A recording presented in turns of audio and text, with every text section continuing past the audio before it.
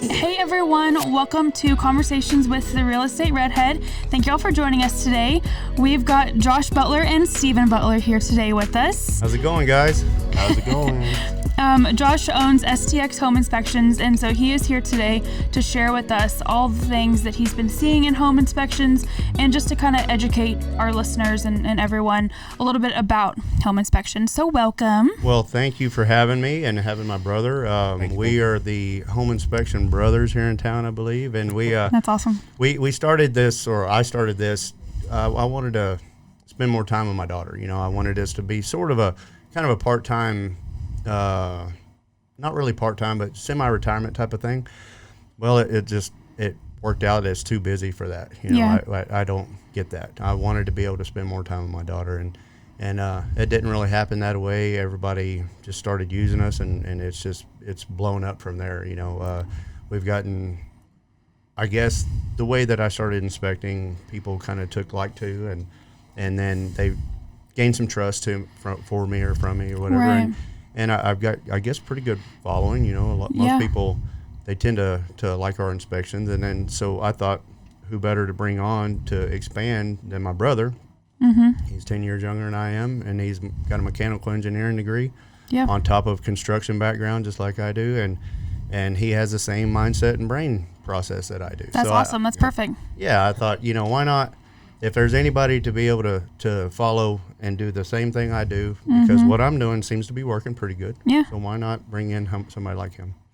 And then come February, we're going to be adding another guy who will do the same thing. Steve rode with me for about 6 months, and we did, since February, together we did over 600 inspections in less than 6 months. Oh my. Yeah, so we got pretty busy there for a bit, and then he went out on his own with me, you know, or with us, or whatever. Right. So he goes and does inspections, and we kind of try to spread it out. So we cover all the coastal bend, you know, from Rockport to Kingsville, Beeville, Alice, the island, whatever. Awesome. Pretty much everywhere in our little coastal bend area, about an hour from Cal Island, I'm happy with. Yeah. But we try to schedule it where Steve will go to, like tomorrow, I'm going to Alice and Kingsville, and tomorrow he's going to the island and Flower Bluff. Cool. You know, so we can spread out that way and nice. be more efficient as a business. And then I know I've run across a lot of realtors that they only want you, or they only want one specific person. Exactly. But I think what's worked out for us is he rode with me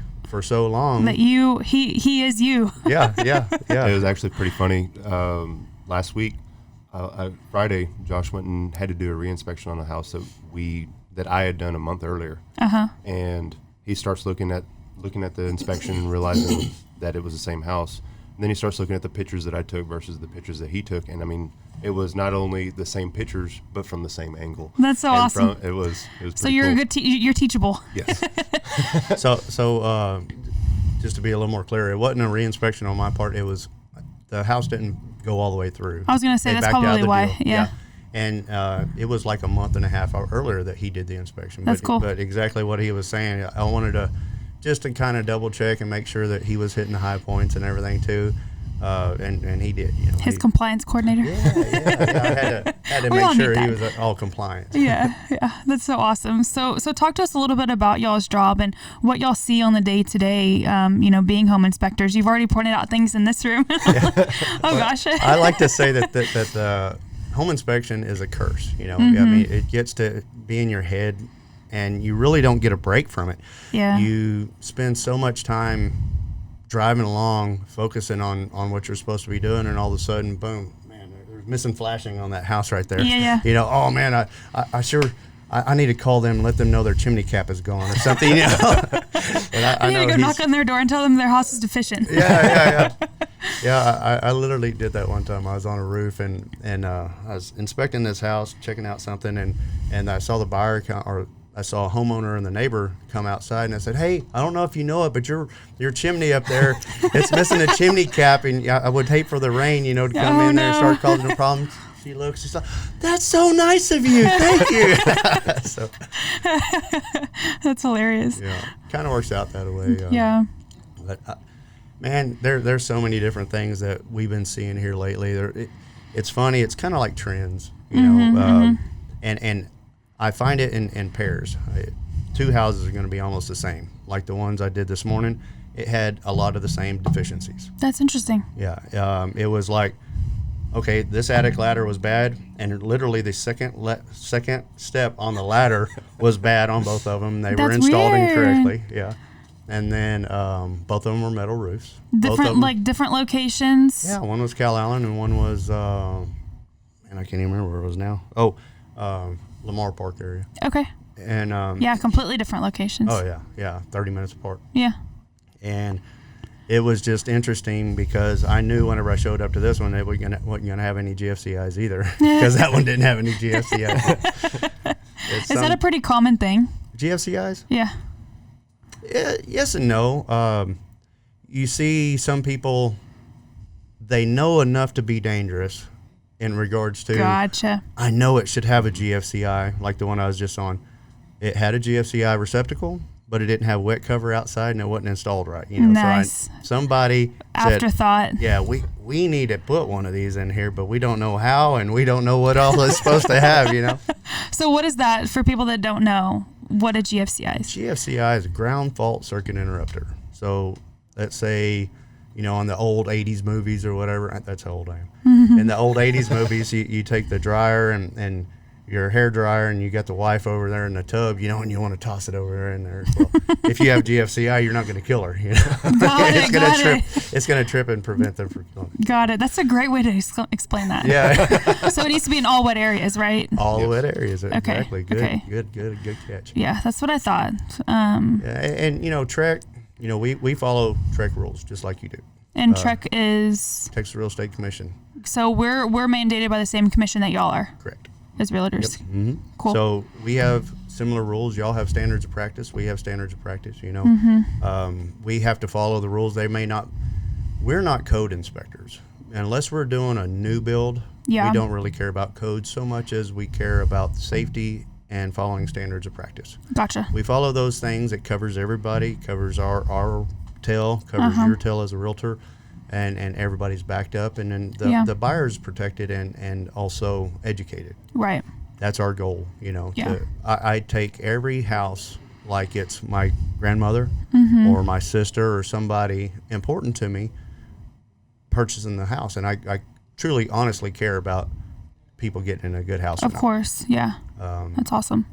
I try to kind of joke around with them, try to take the edge off, because a lot of people, they're spending all their jack, trying to get closed on the house or get their down payment in there. Seriously, it can be a very emotional and stressful process. Absolutely. So I try to calm them down a little bit, try to make them understand that every house has deficiencies, even new builds. We'll talk about new builds here in a minute. Yeah. But there's so many things that are problems. They need to be realistic about what we're going to see. Yes, and I think that is huge. You laugh about that because it's like such a big deal, Well, I laugh at it because whenever Josh had just started doing a home inspection, and he came over to my house that I had when I still lived in San Antonio area, and I'm like, well, what do you see at my house? And he all of a sudden starts hammering on me. I'm like, whoa. And I'm like, and I'm almost mad. Yeah, I could tell he was upset. I was mad, but then now that I'm on this side of it, I understand that every house has, and I didn't have that much going on my house at that time. But when I asked the question, I got the answer. That's true. I mean, and y'all have to point out every little thing, right, on a report. So you have to be, you have to be like realistic when you're going through the report and thinking about things that you're going to bring to the seller's attention. I would imagine. I like to say that we don't have the luxury of having common sense. Mm-hmm. We do have common sense, and that's what sucks for us. But Trek doesn't say that common sense is allowed to be used. Right. We have standards of practice to follow. Yeah. If we follow standards of practice, we can't get in trouble because you've signed an inspection agreement. Yeah. At the same time, there's a lot of things to cover. There's thousands of things to look at and cover under Trek standards of practice. Yeah. And those things they're important to everybody. So if you get your house watertight, you make sure your expensive components are functional, which would be your stoves, dishwashers, air condition, roof, foundation. You get those things where functioning as intended, and you have the house is watertight, pretty much everything else is just, I like to call it's just window dressing. It's got it. You know, things that could happen later on down the road. Yeah. You know, like the house I was just on 30 minutes ago, an hour ago, I told them, got a great tin roof. Everything's doing what it should do. It's not leaking. Foundation was good. The brand new air conditioning. That's awesome. Inside and outside. It was functioning as intended. Brand new ACs do fail, by the way. And it had all the major components, you know. Yeah. Those major components were fine, but you walk in there and it's hard to breathe because it smells from dog Got it. stuff, you know. Nice. Lots of, you know, floor damage in there from probably a water leak from when the freeze happened. They had a busted pipe or something in there. Yeah. You know, so there's a lot of easily fixable stuff, but you've got all the basics. All the basics there. The bones are there. The good stuff's there. So, you know, you don't want to pass up on a good house with all these good components because it doesn't look pretty. So that's a good thing to kind of touch on then. I always tell people that they need to call you guys. Don't just look at don't just go over the report with me. They need to go over the report with you because they could look at they could look at the house and think, oh man, you know, and then they could look at the report and it not really be that bad, but y'all have to explain those things that y'all are finding and y'all's findings, you know, upon that, right? Sure. Josh has a thing that he says is you're going to get sticker shock when you get the report because the reports, I mean, they can be as short as intimidating too. Yeah, super intimidating because 10 pages is like the very bare minimum of like a perfect house. Yeah. It would be 30, 40 pages of just comments of what's going on with the house. And if you just look at that report and you don't have any kind of context as to what you're actually looking at, you go, nope.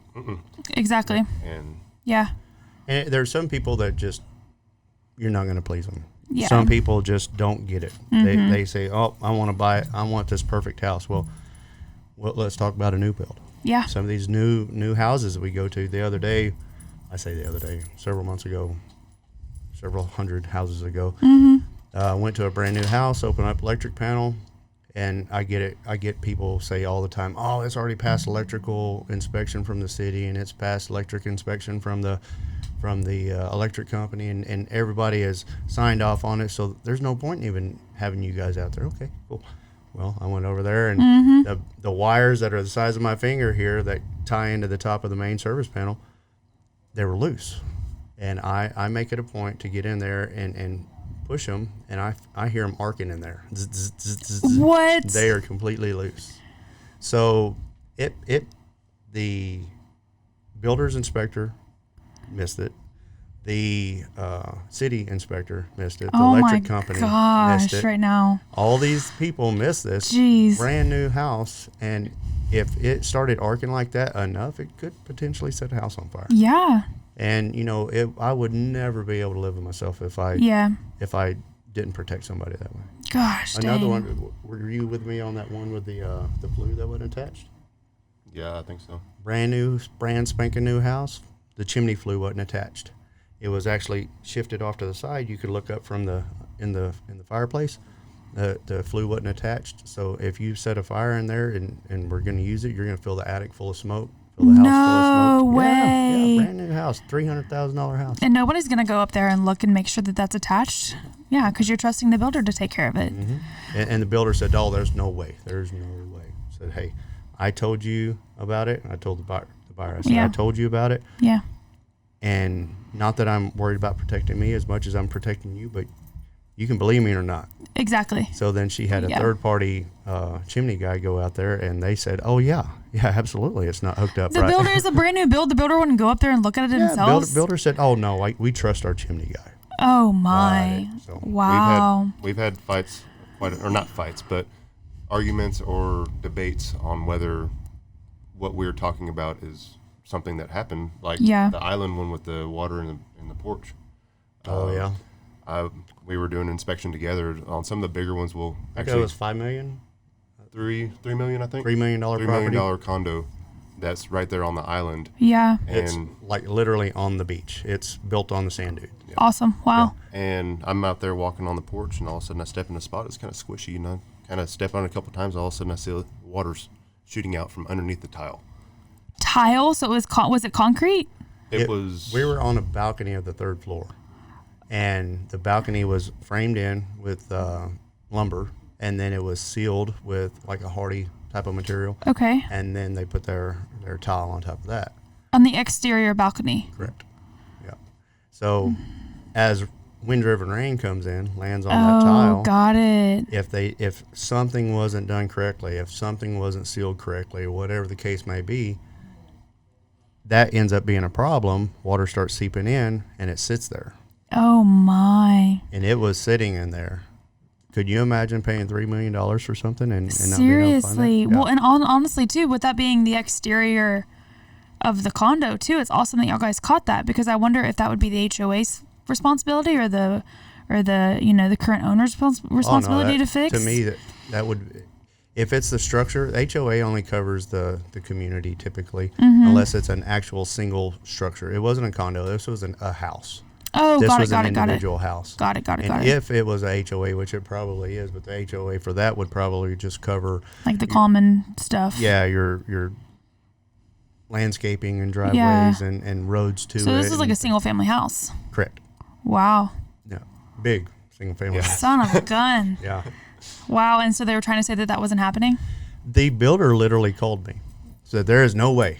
This isn't possible. I did this on there, and then I sealed it with this, and then I put this on there and sealed it with this, and I did that. So, okay, I get it. I understand. You went above and beyond to try to make it right. However, there's still a failure in there. There is a failure in there. Yeah. It's not possible. Not possible. I said, sir, I have a few extra minutes today. I can drive over there, and I happen to be in Port A today. I can drive over right now, and I can show you exactly what I'm seeing. Yeah. Okay, yeah. And that was like 3 weeks later. Yeah, like 2 or 3 weeks later And when it was they're still going there, through the let me tell you. repair addendums. Yeah. I went up there, did a good little squish. It shoots water out about 8 inches, and No, and he goes, "Wow, okay." I said, "Well, I mean, I'm not saying I don't call stuff out to okay. pick on people, but gee, wow." Oh, that's so funny. That's the other thing too, is that it doesn't do us any good for. It doesn't, not that it doesn't do us any good, but it's more work for us to call out deficiencies. Yeah, it's not like y'all are just going to do it for the fun of it. Yeah, I promise Absolutely you. not. I would rather have 0 deficiencies, a 6-page report, be done with it in 10 minutes, and then move on to my next one, or build a house, or do whatever it is I want to do. Because I got a lot of little projects that I do. I'd rather be doing that than writing reports. I got a report I got to go do here in a minute. 135 pictures. So we kind of judge the quality of the house on the pictures. Okay. A good average house, 60 to 80 pictures. Oh my! This so one's like 132 double. pictures. Yeah. Oh goodness. And then the second one was like probably 110. So I'm doing nothing but reports this evening. Yeah. When I get home. Yeah. Luckily, I finished my first reports, but my second one's probably going to be about 70 or so. So jeez. Average houses. Jeez.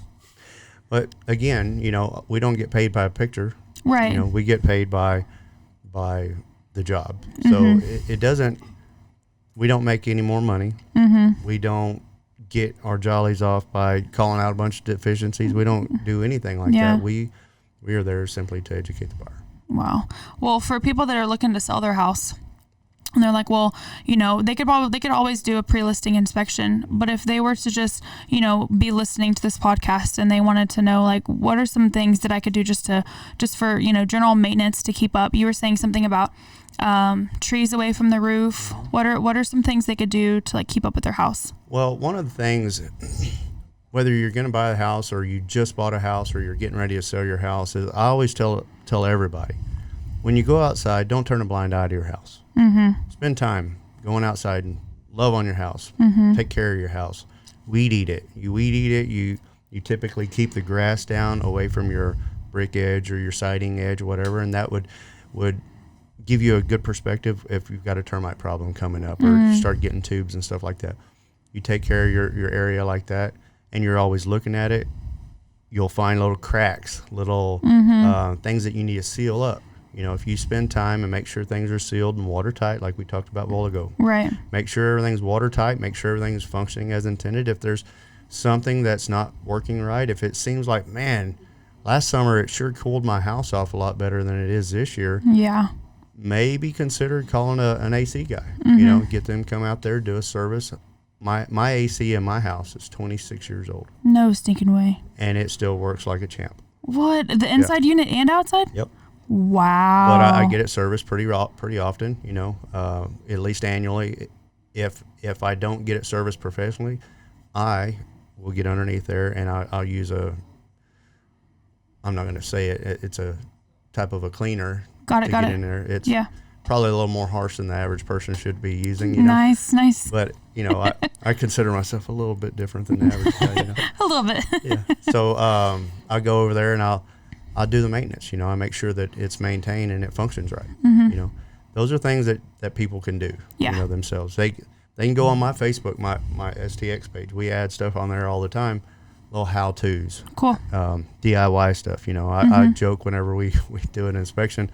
Let's say you're the buyer. I'll go, hey man, you might have an Uncle Tito or an Uncle Bob or something that's good at electricity. You can get them to fix these little things, or like this window. You can replace this glass in this window. If you go to my Facebook, I've got a video on there. Check out that video. Once you do, that's about a 3-beer job. Nice. You get them kind of joking. Yeah. So there's all kind of different ways to take care of your house, and it starts by one, getting off the couch and going to Seriously. do it. Seriously. Trees, man. It was back around July. It was just like every house we went to, we had trees a little bitty tree limb will rub a hole in your shingle. Yeah. I mean, I don't know how many you found like that. A bunch. Yeah. It's ridiculous. Well, and it's crazy too. It's annoying. Our first house and our second house, we didn't have any trees around the house at all. We lived in like this area. So y'all know where it is. Past Rockport, Holiday Beach. That's the only place we could afford when we bought our first house. And we had one tree in the front yard and one in the backyard, and they were nowhere near the house. Now we have so many oak trees all around our house. It's so annoying how fast they grow. I mean, literally, I'll be out there and then I'll go and I'll let the dogs out, and a few weeks go by and the tree limbs are normally like this, and then they just are continuing to grow. Yep. And we had this, what is the line called that you have your electrical line that comes from the pole to your house? Service entrance. That it goes along the back of our house. Yep. And at first we were like, okay, we probably should kind of like trim those away when we moved in. We'll get to it. It's fine. Yeah. Now you can't even freaking see the stupid thing because there's tree limbs all over it. We'd be calling that out on your house, FYI. Yeah. I see things all the time. And in my background with insurance, like I was telling y'all, if you had any tree limbs that were close to the roof, that was a no-no. They made you cut them back. And every time I look back at my house and I'm like, how much closer is that getting? I mean, we're talking like it's less than a foot now close to my roof. And I'm like, we've got to take care of it. And then whenever some hurricane was supposed to come here this summer, and then it ended up going towards Houston or something like that, I told my husband, like, we've got to go to my dad's house. We've got to get the saw thing. We've got to figure it out. Speaking of saw things, I got this coolest Christmas present ever. Thank you, Jennifer Butler. Yes. It's a telescoping. I'm a DeWalt junkie. I've got DeWalt 20 volt everything. So, but this thing is a cordless DeWalt tree trimmer. And that thing, it's got a little 8-inch chainsaw blade up there. Well, I go in there and just... So you're gonna come to my house in Rockport. And you're gonna hook the beer. I'm coming. I got you. Yeah. My brother-in-law, there was this big gift by the Christmas tree, and we didn't know. Obviously nobody knows what it is. And I'm like, what the heck is this? And it had his name on it. And I'm like, why is that here? Because my sister and my brother-in-law, they just buy each other gifts. They buy each other things throughout the year. I do the same thing. Me and my husband do the same thing. Well, there's this giant thing or whatever. And I'm Santa, so I get to give everybody their gifts, with everybody's names. And I give it to him and he opens it and I'm like, what in the world is that? It's this 6-foot long pole thing. Pole saw, yeah. And I'm like, what is that? And he's like, oh, I'm so excited. And it was a DeWalt thing too. It was an extension for his, he's got a manual saw. Oh yeah. A manual tree trimmer thing. Yeah, pruner. Yeah, and I'm like, what in the world? I can't imagine having to... Looks like a sling blade type of thing on there. Well, and he got blades too. The blades are like this long, and they're like this. Yeah. And my dad has some sort of contraption at his house that we still need to borrow. and we just haven't done it yet. So. Well, getting the tools is the easy part. It's the labor that comes after that. You know, it's a two-parter: getting the tool and then actually going out in the yard and doing it. Yeah. That's the second and then thing. Getting rid of the limbs, because that's where I'm at right now. I was just thinking about that. We've made so many trips to the strips to the dump. We had a passion vine, I think it was what it is, the big purple flower. Whenever we bought our house, the guy was obsessed with it, and he had vine all along the exterior of almost the entire house. Nice. And I've pulled it off twice. And we bought our house right after the polar freeze too. So we had this ginormous, hideous Norfolk pine that was probably like 30 feet tall in front of our yard that's been dead since we bought the house, because, you know, we bought it literally after the snow melted. And we moved up from New Braunfels, and it was like snow everywhere. And whenever we moved down here after the freeze, like all of the stuff was dead. Literally everything, which was kind of helpful for us because we didn't want any of the vegetation that he had there. Sure. Oh my gracious. I mean, the pile. Atlanta. Oh my goodness. The pile was like 6 feet tall by like 20 feet long of all of the stuff that we had to take down. Sure. And that's not even including half of it. So anyways, to get off topic. It's funny you say that, because talk about those pines. I did a house, I think last Thursday. Anyways, it had 2 of those trees, and the buyer, he comes over to me, man, maybe you've got enough horsepower in your report writing that you can put that. I'm like, hang on, horsepower? Well, I got some horsepower, you know, but I don't know about what you're asking. He says, let's go look. So we go out there and we look, and it's 2 of those trees out there. They're just deader than a doornail, but they're sitting there. And I said, well, honestly, there's nothing that I can say to make the seller remove those trees. If you want to buy the house, that's something that you can request, just because, and people need to understand that you can request whatever you want. It doesn't have to come off my report. Amen. You know, and don't use my report as your backbone to get you. Yes. I mean, it's more of an educational tool. Anyways, so the guy, he kind of looks over at me and he goes, really? It doesn't have to be on your report? I said, no, it doesn't have to be on the report. If you want that tree removed for you to buy the house, I bet you big time money that guy would come over here and he'd send a guy over here to chop it up and haul it away. Yeah. If you're concerned about it blowing over on the house, which is a legit concern. Yeah. But it is not touching the house, and I can't predict what it's going to do tomorrow. Exactly. If that tree lasts another 10 years without falling over, it may do it. You know, I can't tell you what's going to happen tomorrow. Yeah, that's crazy. I never even actually thought about the idea that the thing could hit our house. Yeah. I just hated it so much. Every time I pulled in the driveway, that ugly thing. Yeah. And then I finally just took a chainsaw to it and got it down. I was so proud of myself. That's a podcast that you need to do. I was so proud of myself. I want to see you with a chainsaw. Actually, so I called my brother over to help me take off we had a storm door that I hated. And I called him over and he took it off, and I was like, hey, so since you're here, we have a chainsaw. Like, can you help me cut these things down? So the trees come down. Yeah, I mean, we did it together, and then he cut a little notchy thing in it. Yep. And then I took a hammer and I banged it, and with a wedge, probably. Say what? With a wedge or something. Yes. Too? Yep.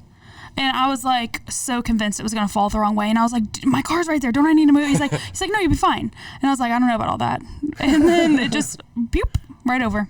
I was so proud of myself. And then I chopped it up and I hauled it off to the side. And I don't remember where my husband was. I think that he was coming back from out of town. And whenever he got home, and I was like, look what I did. Look what I got done. Finally. He's like, well, that was bothering you more than it was bothering me. And I was like, you're welcome. Yeah. Can't you just say thanks? Yeah. Can't you just be happy? Yeah. Just be proud of me. Seriously. Well, that's great feedback, guys. That's really great feedback. I think it's helpful for people to see what y'all see, especially when it comes to new houses, because I don't want to say force. I can't make anybody do anything whenever they're buying a house. I can always recommend it, especially if it's cash or whatever. They don't. Typically, people that buy houses with cash, they just want to get the deal done. They don't really want to take the time to get inspections done, and we can only do our best. Sometimes, if the person is a flipper or something like that, there's been a handful of times we'll show up to the house and go, man, we call up, hey, Realtor X, this house right here, are you sure what are they doing? Are they going to buy it to live in, or are they going to buy it to flip? Right. They say to flip because they're a big time investor or whatever. I'm going to say, well, I will do the inspection if you want me to, but I feel like I'm wasting their money, because everything that I'm looking at is going to be gone. Exactly. They're going to replace it with something else. Yeah, they're going to rip it out or whatever. And somebody with that kind of clout, with that kind of money to be able to back up and purchase a house, they got a pretty good understanding of what they may be getting into anyway. Right. You know, sometimes there's houses that just aren't inspectable. I mean, I've gone through two houses that have been vacant for 2 or 3, 4 years with no electricity or water or something on, and I will tell the realtor, I'm sorry, I can't inspect this house. Yeah. You know, we can't turn the water on, we can't turn electricity on. You know, sometimes then houses what are we just here are not for? inspectable. Yeah, exactly. And I don't charge people extra if I go out there usually. I mean, I don't want to be wasting a time wasting, you know, a slot. An appointment time. Doing that all the time. But, you know, if there's certain times that, man, I just don't want to waste people's money. Of course. I work hard for my money. He works hard for his money, and we're honest people. We're not trying to, I'm not trying to call out and say, hey, man, I'm going to inspect this house and I'm going to kill the deal and hopefully they don't buy it. Then I'm going to inspect it again and I'm going to inspect it again. You know, if I've inspected it once and I know I did, I will let them know that I inspected it one time before. And that way they may want a different inspector or fresher look at it. Yeah. Or they may want to just buy the report from me or whatever. I'll do that on the cheap, you know.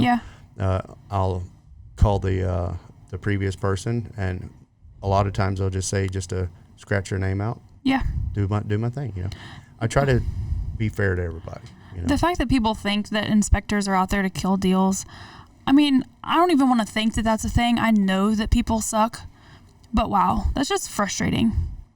Yeah, there's a lot of people that have given us a bad name. I'm hoping to try to bring it back around, you know, bring back the old, you know, I'm just a dumb old country boy, you know, just bring back the old country boy. Just trying to help people. Yeah, I honestly do want to help people. I'd like to know that everybody gets to get in a good house. And, you know, obviously we're not perfect, but I'm going to do everything in my power to make it right if we miss something. Yeah. We're not Superman. We can't see inside the walls. However, we do have thermal imaging, so we do try to see I can't see inside a little the walls, bit, but you know, I am pretty good. Yeah. We do our best possible inspection that we can do. Yeah. Yeah. We do take the time, and we're also, you know, not the guys that are going to go out there and spend 3 hours or 4 hours on a 1,000 square foot house. Yeah. We're fairly young and somewhat fit, and we can move around pretty quick. You know, and yeah, absolutely. a lot of people want to follow us around. Well, good luck. Come on, bring your work shoes. Yeah, people are like, yeah. So when should I come to the inspection? And I call y'all like the last 30 minutes whenever I'm wrapping up, right? So that people aren't like following you around the entire time, because that's not really reasonable. Yeah. People, I don't get it, because I mean, what is it gonna do for you to show up there when I get there? If you want to, by all means, that's fine. But are you going to making sure I'm doing my job correctly? Yeah. Well, I think that they might want to see what you see, but I think if someone has never been to a home inspection before, they don't really understand what it is that you do. Like whenever I go to them, you know, for my clients, I sit on the couch because I got to let y'all in. I just sit on the couch and hang out or whatever, you know, get work done while I wait for y'all, hang out, you know, because there's things that y'all will see that I will never see until you point them out. And then you might still have to be like, turn your head a little bit and then I'll see it. You know what I'm saying? Like there's no reason for someone to be there prior to, you know? If we have a lot better chance to miss less if we're not distracted. Yes. You know, and not saying that your buyer's a distraction by any means. However, if we can stay focused on what we're doing, because we have a strategic way that we do things. We start right here. First thing we do, we go inside and we take a picture of the thermostat so we can document how the first of all, where it's set at, because sellers hate it whenever you don't set the thermostat back to where they had it. You know? And then we turn on the air conditioning. That way it starts cooling the house down, and it's running. It's doing everything it's supposed to do. Then we go outside and we start looking at the outside. We make a trip around one direction, make a trip around the other direction. As we're going, we're drawing up the house for the termite inspections if that's asked for us to be done. We look at all the electrical stuff, the grading, there's kind of a procedure. Right. So if we're focused on that and not trying to explain everything to us, we got a lot better chance of for sure not missing something. Yeah, and being efficient. Yeah. So do you have any takeaways? Anything that you want to hit on for anybody listening? I mean, we're hitting on everything that we should be doing. My biggest thing right now is I keep on thinking of the situations that we're getting into that are really relatable to what we're doing right now. I mean, it's crazy to see. There's so much that you don't know with home. Seriously, that's a great way to put it. I had going through school for engineering. I had a friend of mine that he would use, you don't know what you don't know. And it's so true. There's so many maintenance things that people should be really doing with their houses that they're just not. Yeah. And it's, I mean, as simple as a P-trap leak. A P-trap leak can be something that's happening and you never know it because you're not opening the cabinet a lot. Or you're not. What's a P-trap? Your P-trap is your little PVC drain off your sink, or is it the little circle-y thing? Whenever it goes out? Gotcha. And so anywhere in that area, if you have a little bit of a leak, I mean, a little bit of water, that's fine. But then you keep on having that leak. You keep on, and then you start, wood starts to deteriorate, then you start having an issue with that, and then things just build up if they're not addressed. Yeah. And caulking, and there's just so much that people should be looking for that they just don't. Don't just turn a blind eye and say, I'll do it tomorrow. Seriously. I know of one, and we don't like to use that M word, the mold word. We don't like to use that often. Right. There was a house, there's a P-trap leak. It started leaking, and whenever I went and did the inspection, we run the water, quite a bit during the inspection, and it was pouring water out of there. Holy moly. Was it in the kitchen? Was it in the bathroom? It was in the bathroom. And it literally had the boards warped, had the wall, and it had like a fake board on the back side of the cabinet, and then you couldn't really see the drywall. Well, I was able to kind of look back there behind there to see how saturated it was. I looked back, and it was just organic growth back there. Gross, black. Just, it looked furry. It was kind of moving around. but I don't use that bad word, because we're not to the point where we're testing that just yet. We have all the education for it, and we just haven't gotten our licenses yet for it. Yeah. However, we will let somebody know, hey, if it's bad enough, we recommend that you do get it tested. We have contacts for just about any and everything that you may want to do. Yeah. A guy with a guy. Seriously, you always want to be the guy. Yeah. That's awesome. Well, to wrap up, it's one thing I always ask everybody is, what do you do every day to make the world a better place? Well, I try to control my road rage. For real though, that's the thing. No, I just, my little bit of things that I can do is I want to make sure that your family, your whoever is buying a house is getting the right house, and that I protect them. Yeah. I feel like, I'm a big brother. I want to be their big brother. I want to be their dad, or think of it that way. So that's my little contribution to taking care of life is making sure, trying to make sure that people are getting in a good home. Yeah, taking care of others. If not, at least they're educated on the home, and they make their own wise choice for it. Absolutely. That's awesome. What about you? Well, I mean, he took the good answer. you have to come up to that. It's kind of hard. We do the same thing, and he took the good answer. So, I mean, I hold doors open for old ladies in the stores. There you go. Yeah. You be a gentleman. Be a gentleman. Just be a general good person, and don't be rude. Yeah, don't be a jerk. Yeah, don't be a jerk. Yeah. I mean, there's so much of that in Corpus. Road rage is one of them, too. I moved my wife from Bernie to here, and it's like a cultural shock. Yeah, that was 14 years ago, and now we're all just rude.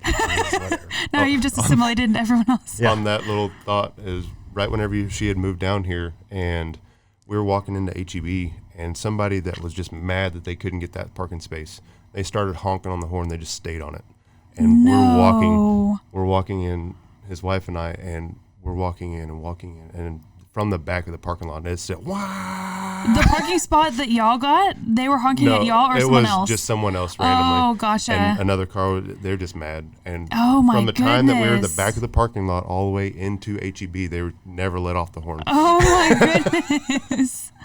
Wow. So don't be a jerk. Yeah, don't be a jerk. Well, if you're finishing up this thing, let's leave with don't turn a blind eye to your house. Yeah. Maintain it. If you want to, if you're a realtor and you have this guy that thinks he's got the Taj Mahal and it's kind of a pile and it's not really moving, stuff like this. Yeah. Maybe you need a third party guy like us or somebody else. There's other inspection companies out there. but maybe you need somebody to come in there and do like a pre-listing inspection for you to really make them understand what they have. Yeah. You know, Yeah. some people don't know what they have. Right. Like you said, you don't know until you know. Yeah. And then on your repair addendums, realtors, please don't get so caught up in how it's written and all that stuff. What we need to care about is we don't really care how the sausage is made. We just like the way it tastes. we just need a passing hydrostatic test, you know. Or, right, you know, yeah. Seriously. So let's don't be so serious. Let's enjoy life. I know the real estate market right now, for me, for him, for you, for everybody in real estate is extremely stressed. Yeah. Let's don't kill each other. Let's just not take it so stressful, and you don't have to sell every one of the houses. Yeah. Amen, dude. I hear that. Seriously. Well, if kind of hits home. Yeah, it does. If people need to get in touch with you guys, how do they do that? Typically, the easiest way is to call or text me, call or text him. Any type of scheduling, whatever, shoot me a message. I've had people go on my website and do it. Our website's a little out of date. We have been so busy that we haven't got that caught up. We're kind of behind the times on that. It's about 3-year-old website right now, so that'll tell you how old it is. The fact that you have a website doesn't mean you're behind the times, okay? And then I got people that contact me through Messenger all the time, through Facebook. That's cool. Most of what I get is word of mouth, and I'm gonna tell you what. Whenever you start picking up the sellers' agents, and that's who starts good. using you. Yeah. You're doing something right. Yeah. They go, You're well, doing a good you job. beat us up pretty good, but I sure liked how you did the inspection. So Yeah. hey, can I get you scheduled to do an inspection? So, That's awesome. So what's your number? 361-215-0926. Awesome. And Steven? Mine's 210-394-6610. Awesome. I'm partial to my San Antonio number still, so. I don't blame you. Well, thanks guys for coming on. Do y'all guys have anything else you want to touch? I think we pretty much hit everything. No, I've been touching houses all day. So. Yeah. Let me go home already. Yeah, I get to haul butt home and go do reports all night. I know. Well, thank you guys for tuning in. Thank you guys for coming by and hanging out with us. Yes, Appreciate absolutely. you having us, yeah. Absolutely. Well, you guys take care. Have a good one. STX Home Inspections.